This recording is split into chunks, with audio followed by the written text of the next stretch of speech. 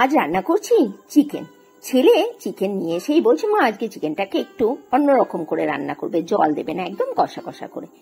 কষা কষা করলে কি আর হবে, তাহলে ভাত মেখে খাবে কি দিয়ে? আমি অল্প করে জল দিয়েছি, একটু ধনে পাতাও দিয়ে দিয়েছি, আর চেরা কাঁচা লঙ্কা। চেরা কাঁচা লঙ্কা যে কোনো রান্না তো উপর দিয়ে দিলে একটা আলাদা ফ্লেভার হয়। আর করছি আলু পেঁপে বড়ার ডালনা। আমি তো চিকেন খেতে একদমই ভালোবাসি না, মাটন খেতেও যে খুব ভালোবাসি তা নয়। আর মাটন তো আমি গিয়ে মাটনের দোকান থেকে কিনে না পারবো আনতে, না কিনে আনার আছে ইচ্ছা। তোমাদের দাদা ভাই জানো তো, যেখানে রয়েছে লখনৌতে, ওখানে মাছ মাংস একদমই পাওয়া যায় না। ওখানে বেশিরভাগ বাড়িতেই ভেজিটেরিয়ান। কি আর করা যাবে, ও যে বাড়িতে রয়েছে তবুও ওখানে ওদের জন্যই একমাত্র ননভেজটা অ্যালাউ করেছে। তা ননভেজটা খাবে কি দিয়ে? ওখানে তো আর মানে অ্যাভেলেবেল নেই ননভেজ, না মাছ মাংসর কোনো দোকান এখনো পর্যন্ত ওর চোখে পড়েনি। বেশিরভাগ দিনই ওকে খেতে হচ্ছে ভেজ খাবার। তাহলে আমি এখানে বসে কি করে বলো মাছ মাংসগুলো খাই? বড্ড খারাপ লাগে জানো তো।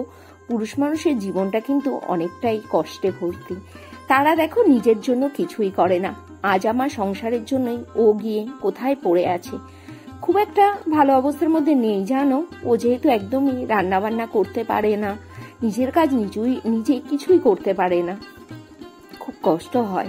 কি সমস্ত রান্না করে, দেখলেও খারাপ লাগে যে আমি যা হোক বাড়িতে তো কিছু ভালো মন্দ না হোক কিছু তো রান্না করছি যেটা খাবার যোগ্য, আর ওই লোকটা তো খাবার যোগ্য কোনো রান্না করতেই পারছে না।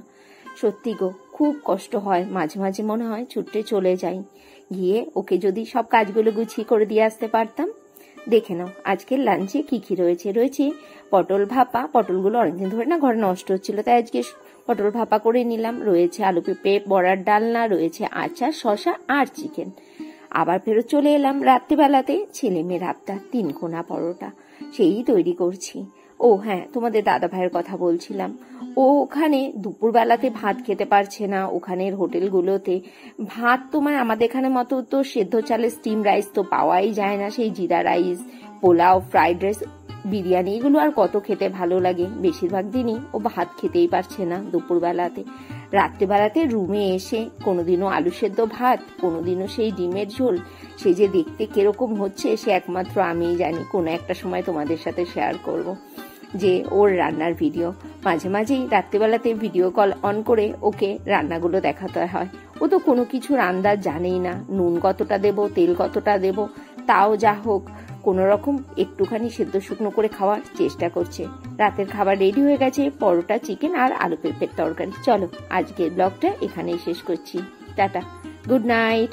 ও আর ছেলে নিয়ে এসেছে আসার সময় একটু বোঁদে। তাহলে যাই, টাটা।